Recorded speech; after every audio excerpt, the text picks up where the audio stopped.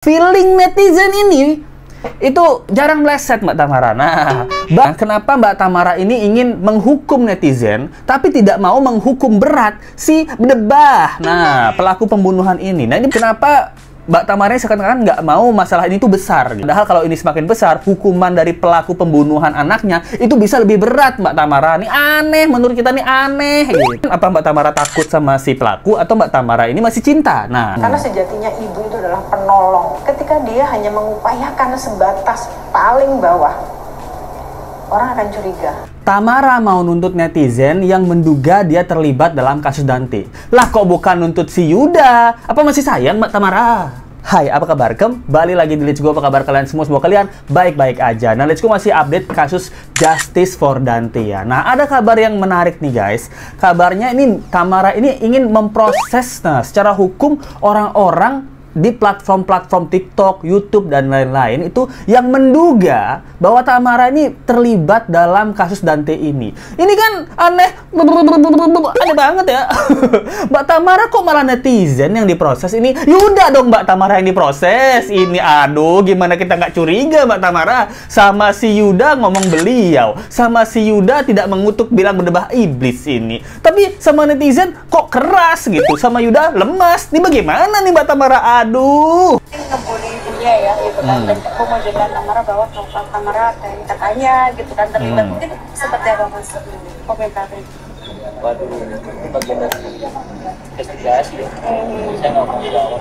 Nggak mau jawab. Masih ada lagi Kata ibunya? Nggak ada. Oh, kapan mulai terakhir ngobrol sama ibunya?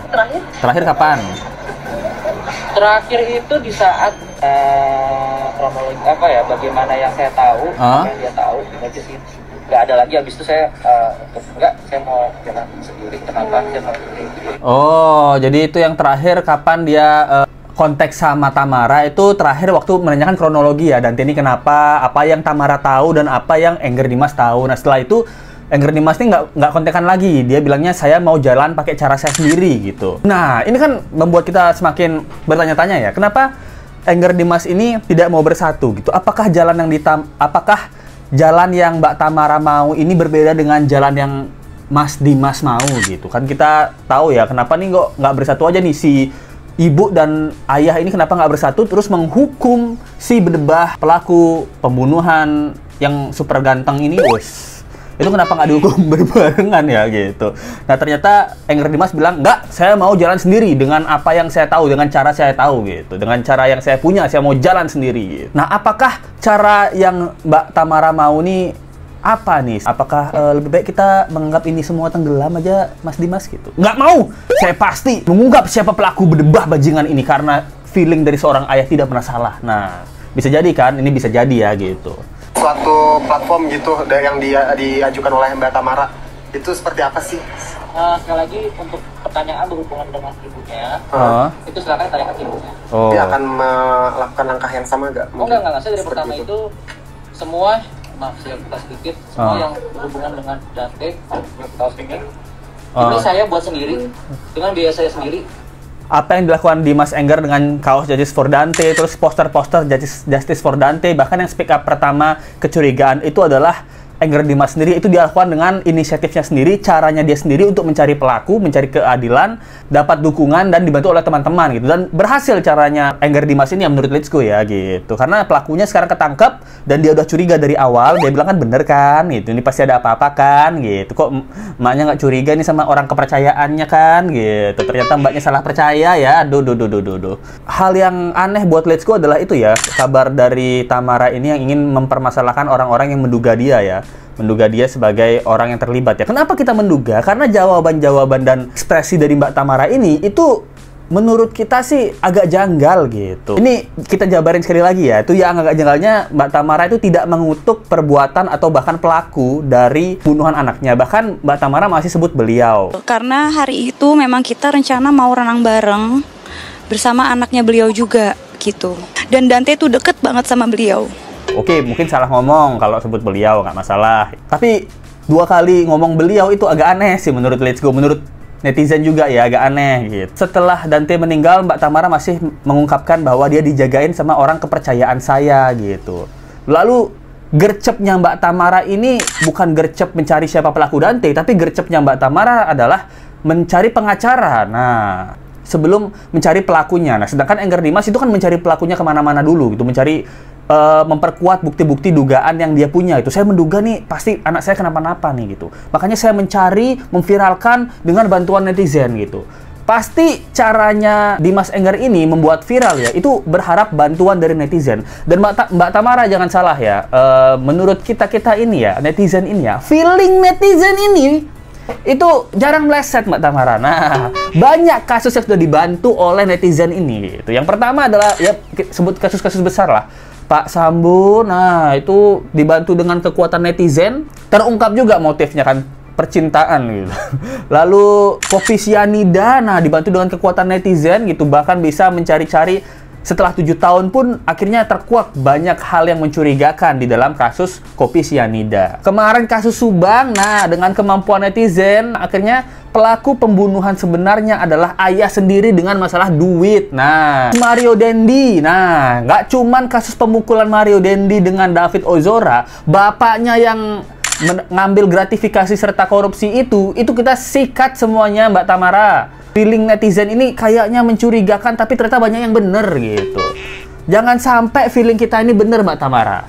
Menduga-duga, ternyata bener gitu. Seharusnya Mbak Tamara menurut ini ya, menurut netizen, Let's Go juga sebagai netizen, itu bahkan menggait netizen gitu. Menggandeng netizen untuk, enggak loh, dugaan kalian salah loh, gini.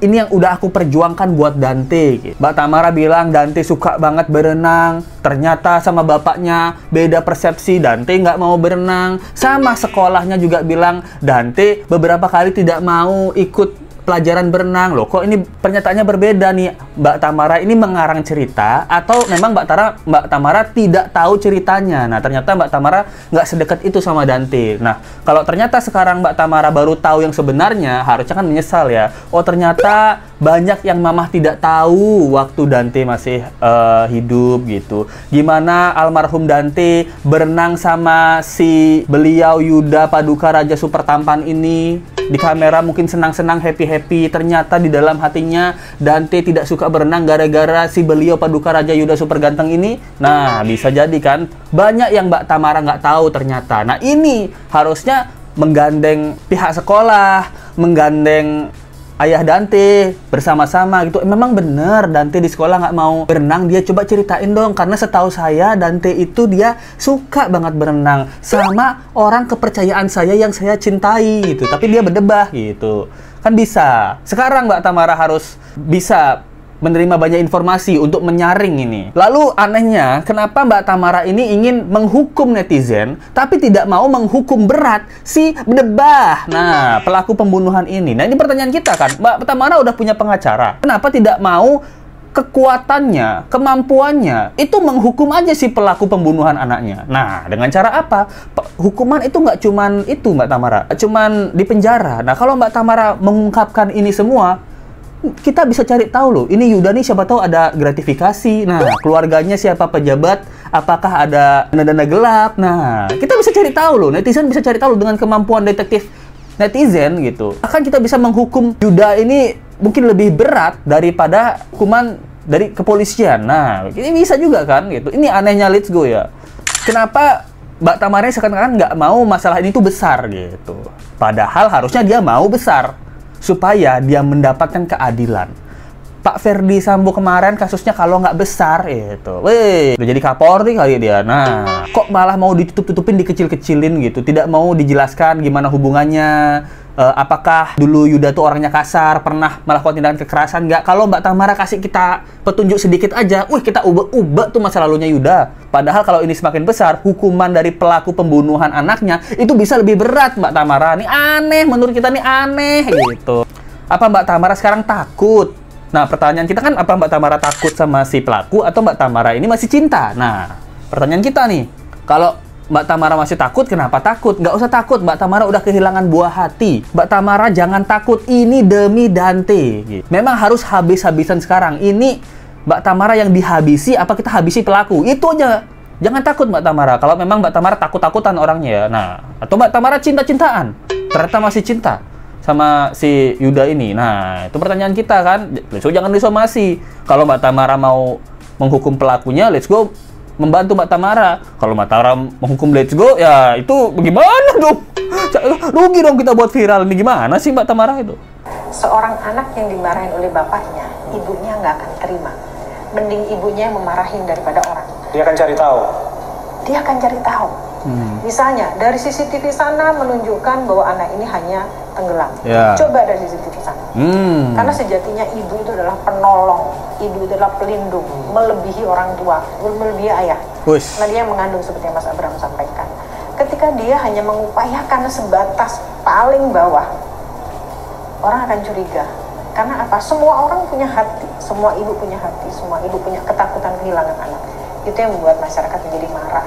Nah, itu salah satu omongan dari kriminolog anak ya. Nah, jadi kabarnya dia, kenapa sih ibu ini malah mencari tahu hal yang paling bawah gitu. Harusnya ibu ini mencari tahu paling dalam, karena ibu itu adalah penolong. Bahkan ibu ini kan harusnya setengah gila ya. Jadi kalau ada CCTV dari sebelah sini, ibunya tahu curiga, harusnya dia cek dari CCTV sebelah sana itu. Saya mau lihat pokoknya anak saya ini dari segala CCTV. Saya pengen mengutuk sekutuk-kutuknya aku pembunuhan anak saya. Saya ingin mengutuk, menyumpahi, meludahi kalau bisa muka itu pelaku. Tapi sejauh ini di media massa, tindakan itu tidak bisa kita lihat. Nih, let's go ya, di media massa let's go tidak melihat tindakan itu. Nggak tahu nih kalau di belakang Mbak Tamara mengutuk, meludahi, atau mendoakan, atau menyantet, atau menyantet bahkan sang pelaku, kita nggak tahu ya. Setahu let's go yang di depan kamera, let's go tidak pernah melihat Mbak Tamara itu mengutuk bukan perbuatan ya, mengutuk pelaku ini yang Mbak Tamara kenal, apalagi yang Mbak Tamara kenal ya, itu sakitnya luar biasa itu harusnya.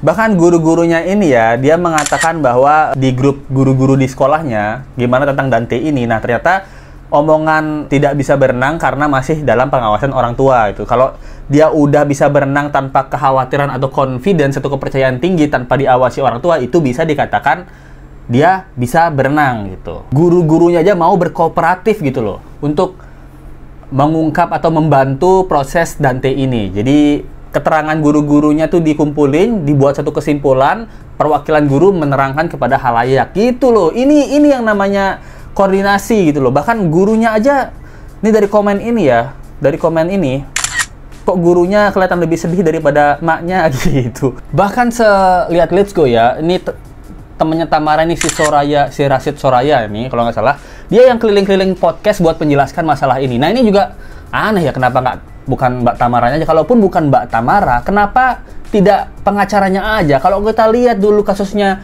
Brigadir J, itu Hotman Simanjuntak, itu dia keliling itu, kasih tahu bahwa ini nih ada masalah nih, kita harus menghukum pelaku seberat-beratnya ini. 340 KUHP pembunuhan berencana. Nah, sampai sekarang nih let's go nggak lihat podcast ataupun TV yang dimana pengacaranya Mbak Tamara ini keliling gitu menjelaskan bahwa Tamara ini nggak terlibat. Dia udah melakukan A, B, C, D untuk menjerat pelaku, untuk menghukum pelaku gitu. Bahkan dia berkoordinasi memberikan rahasia-rahasia pelaku kepada penyidik itu. Itu let's go nggak lihat di podcast sama di tayangan-tayangan wawancara TV ya. Nah, itu informasi yang bisa Let's Go sampaikan. Menurut kalian gimana nih gitu? Apakah masih curiga atau masih menduga Mbak Tamara ini sesuatu, atau kalian sebel aja nih? Kalian udah bantu viralin tapi kalian yang mau dituntut dan dimasalahin, ini agak aneh ya menurut kita ya. Itu aja yang bisa Let's Go sampaikan. Thank you banget yang nonton. Jangan lupa like, comment, share, dan subscribe video ini. Kita ketemu lagi di video berikutnya. Sampai jumpa lagi. Bye.